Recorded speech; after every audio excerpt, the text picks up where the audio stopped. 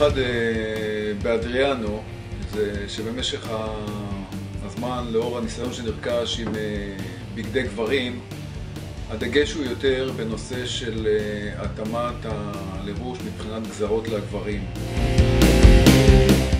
להלביש את הדוגמן זה הדבר הכי קל שבעולם, אבל ברגע שמגיעים גם אנשים עם מבנה גוף קצת שונה, מעט בטן במשך השנים של הגבר הישראלי, או דברים שצריכים קצת להצניע אותם ולהבליט את הדברים החיוביים, פה נרכש האיכות. מבחינת הקולקציות, זה קולקציות שאני בוחר אישית. בנסיעות שלי מגיע להמון מפעלים בחו"ל, באירופה, איטליה, בצרפת בעיקר. לעתים ניתן למצוא גם מותגים פחות מפורסמים, פחות יקרים, שהדגש העיקרי הוא מבחינת טיב הבדים והתאמת הגזרות ללקוח.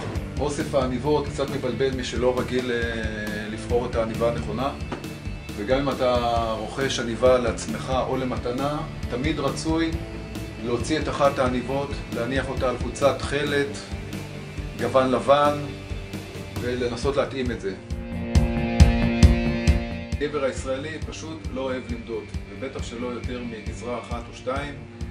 הלקוחות הוותיקים שלי נהנים מהעובדה שאת המידות שלהם אני זוכר וגם רושם, ואז יכול לארגן להם קבוצות, מכנסיים בהתאם, ללא צורך במדידה נוספת. טיפ נוסף שאני מציע ללקוחות הוותיקים והחדשים תמיד, זה להסתפק בקולקציה אולי מצומצמת בארון, אבל מצד שני שניתן לשלב בה במרב האפשרויות.